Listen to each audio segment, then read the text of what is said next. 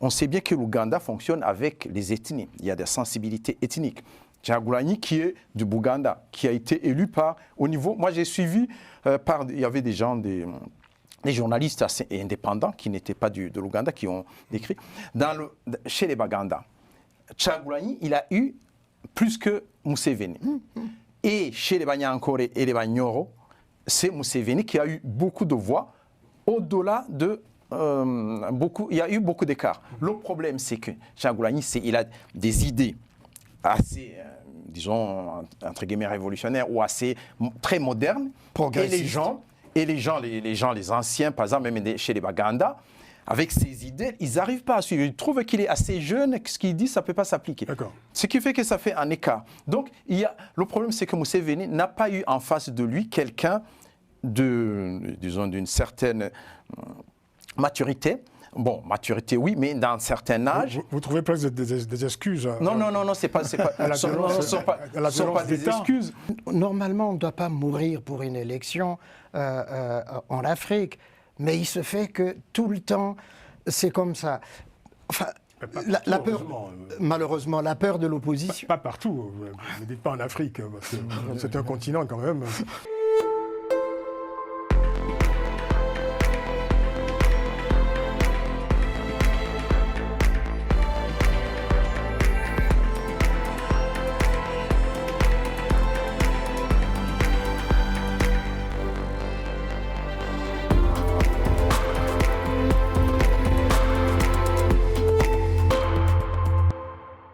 Le temps passe vite, hein. On va parler de l'Ouganda à présent.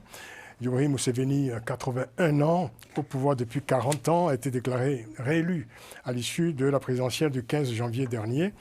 Avec près de 72% des voix, il entame un 7e mandat et un résultat rejeté par le candidat de l'opposition, Bobi Wine, menacé de mort, hein, et obligé de se cacher depuis plusieurs jours dans un lieu inconnu.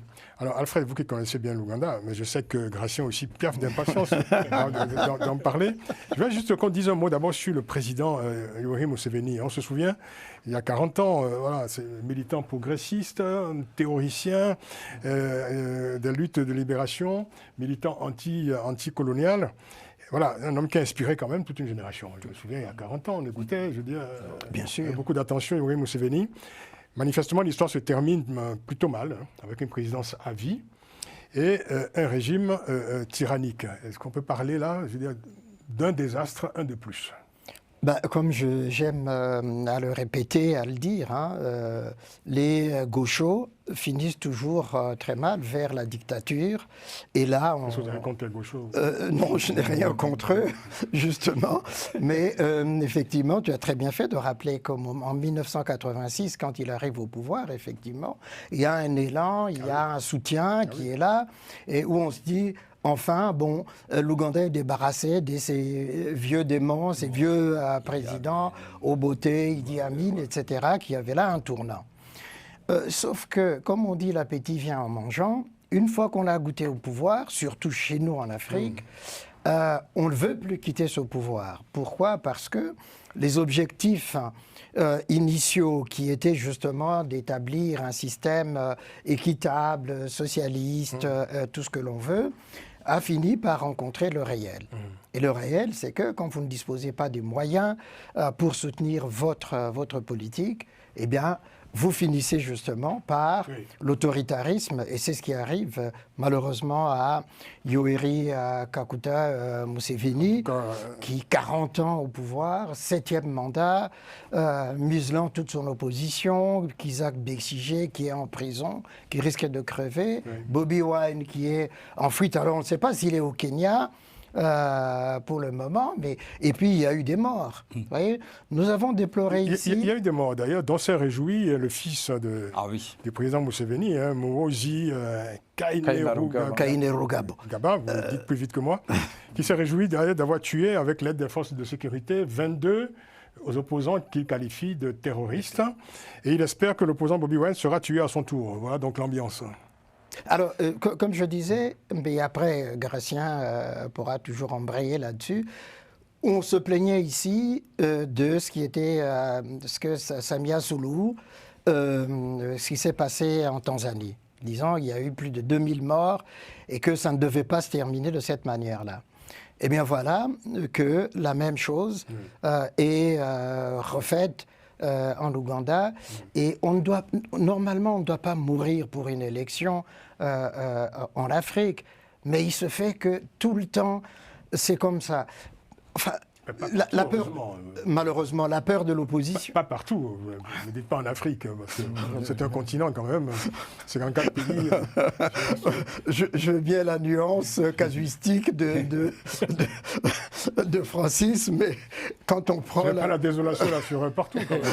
Heureusement. On l'a vu au Cameroun tout récemlement. Oui, d'accord, la Tanzanie, voilà. vous avez indiqué, mais ça fait combien de pays sur 54 Il y a des pays dont on ne parle jamais, peut-être parce que les trains arrivent à l'heure dans ces pays-là. Mais oui, mais parce que ce sont les exceptions qui confirment la règle. En tout cas, c'est un régime très particulier, celui de Yoweri Museveni, parce que c'est la caricature même, je dirais, de ce qu'on appelle une satrapie, quoi. Sa femme, ministre de l'Éducation, son fils, chef d'état-major et ministre de la Défense. Ministre des Sports aussi. Sa fille. Ministre des Sports aussi. Oui, sa fille, gouverneur de la Banque centrale, la Banque centrale qui est d'ailleurs le trésor public, en fait. Hein. Un gouvernement familial, quoi. Et puis surtout, ce fils, que je trouve particulièrement inquiétant, parce que voilà, qui se réjouit de tuer des opposants et qui en veut encore. Et puis j'aimerais aussi, puisque le temps passe très vite, qu'on ait quand même pensé à l'opposant Kizza Besigye, qui est en prison depuis 1 an. C'est ça. Et dont l'état de santé... Il risque de mourir. L'état de santé est de plus en plus alarmant. Allez-y, Gracien, vous connaissez bien l'Ouganda. Bon, oui. Ce que je veux dire d'abord au niveau de ces élections, c'est qu'il y avait 2 candidats principaux, Museveni et Robert Bobi Wine. Chagulanyi. Bobi Wine, c'est son surnom. C'est un surnom. C'est Robert Chagulanyi dans l'état civil. Oui. En fait, on a un ancien Museveni qui est connu et on sait bien que l'Ouganda fonctionne avec les ethnies. Il y a des sensibilités ethniques. Chagulanyi qui est du Bouganda, qui a été élu au niveau... Moi, j'ai suivi il y avait des gens, des journalistes assez indépendants qui n'étaient pas de l'Ouganda, qui ont écrit. Chez les Baganda, Chagulanyi, il a eu plus que Museveni. Et chez les Banyankore et les Banyoro, c'est Museveni qui a eu beaucoup de voix, au-delà de... il y a eu beaucoup d'écart. Le problème, c'est que Chagulanyi, il a des idées assez, disons, entre guillemets, révolutionnaires ou assez très modernes. Et les gens, les anciens, par exemple, même chez les Baganda, avec ces idées, ils n'arrivent pas à suivre. Ils trouvent qu'il est assez jeune, que ce qu'il dit, ça ne peut pas s'appliquer. Ce qui fait que ça fait un écart. Donc, le problème, c'est que Museveni n'a pas eu en face de lui quelqu'un d'une certaine maturité. Bon, maturité, oui, mais dans un certain âge... Vous trouvez presque des excuses? Non, c'est pas... Ce ne sont pas des excuses. Mais en même temps, la question, voilà, c'est 40 ans quand même au pouvoir, 7e mandat, je veux dire, est-ce qu'on est obligé, quoi? Non. Juste rappeler à Gracien... devait pas. Non, parce que Museveni, en fait, il a raté le chemin de l'expérience de Nyerere. Il devait s'arrêter. Nyerere, son ancien mentor. Bien dit. Il aurait dû s'arrêter, mais il a continué. Comme il a continué à un certain moment, il ne sait pas... À mon avis, il ne sait pas comment s'arrêter. Et son fils, le général Muhoozi Kainerugaba, qui était un ami à Bobi Wine. Ils étaient de très grands amis avant qu'il soit. Oui. Donc, il ne sait pas. Lui, il aimerait bien arriver au pouvoir après le départ de son pays, de son père. Oui. Et le problème, c'est que l'Ouganda, c'est devenu comme la propriété de Museveni. Je pense qu'en fin de compte, il y aura la violence pour le départ de Museveni. Quel apporte le journaliste sportif sur ce qui m'inquiète, l'année prochaine, on sera à l'Ouganda. C'est 2027, la CAN, normalement. Ça sera la CAN en 2027 doit être en Ouganda, Tanzanie et Kenya. On a eu des soubresauts en Tanzanie, là, en Ouganda, Kenya, ça va. Et c'est pour cela que depuis tout à l'heure, j'ai dit le football africain, à un moment, va descendre du train. Là, on va descendre du train, on va en Afrique de l'Est pour la première fois. Et il y a beaucoup de pays, ces 3 pays-là ne sont pas au même niveau. L'Ouganda, sincèrement, avant même les élections, il y avait beaucoup de problèmes structurels. La ministre de la Jeunesse et des Sports Celle qui doit s'occuper des stades, c'est la femme du président de la République. Donc les stades ne sont pas au rendez-vous. L'Ouganda, depuis un certain temps, ils jouent leurs matchs internationaux à l'extérieur. Donc c'est inquiétant pour le football africain de se retrouver dans les ruines. Ce sont les 3 pays les plus corrompus dans la bonne partie de l'Afrique. Les plus compliqués. Ah oui. Tanzanie, c'est un pays de football. C'est l'un des meilleurs championnats d'Afrique avec les 2 clubs de Dar es Salaam. Kenya, ce n'est pas un pays de football, c'est un pays d'athlétisme et tout ça. On va vers l'inconnu total pour le football africain. Donc en descendant du train, on risque de se casser la figure. Ils auraient dû, à la place de l'Ouganda, prendre le Rwanda, qui a quelques années organisé le CHAN. Le CHAN. Et qui s'était merveilleusement passé. Oui. Moi, c'est juste pour conclure. Juste une déception par rapport à Museveni. Donc, à un moment donné, il a... Les gauchistes. Je vous en prie, Alfred. Il a incarné... Donc cette charge contre les gauchistes. En tout cas, quand il arrivait... Ce n'est pas un délit gauchiste. Non, mais... Quand il arrivait au pouvoir, il incarnait une certaine lueur, un certain espoir. Progressisme. Il avait même été au Mozambique. Il s'est battu avec le Frélimo du côté de Samora Machel. Donc, cette flamme révolutionnaire, flamme d'espoir.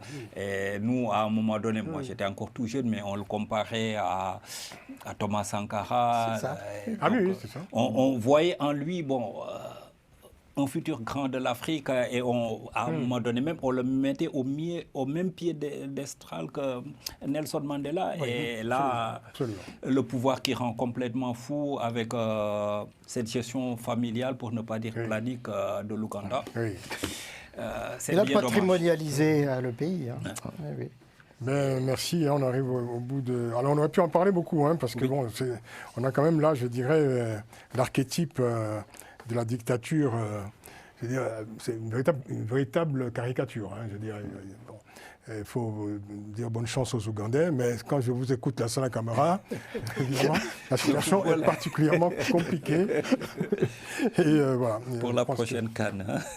Comme on dit de plus en plus, en Ouganda, c'est une crise multidimensionnelle, comme on dit. Exactement. Multisectorielle, à commencer par une crise de l'éthique et de la politique. Tout à fait. Merci à vous. C'est la fin de cette émission. Alfred Shango Lokoho, maître de conférence à la Sorbonne. Merci. Merci Ben Yayassi, analyste politique. Vous avez pris du plaisir à revenir sur la CAN. Oui, comme on dit au Sénégal. Sénégal, rek dem ba jeex. Merci à notre invité spécial, Lassana Camara. C'était un plaisir de vous recevoir. Plaisir partagé. De vous écouter. Et puis voilà, bonne récupération donc après cette saison de foot au Maroc. Merci beaucoup. Gracias Wikindi Kiza, merci à vous. Merci. Je pense que vous prévoyez un voyage en Ouganda, c'est ça? Vous nous raconterez. Vous serez notre représentant, dit représentant à Kampala. J'irai voir Bobby Wine.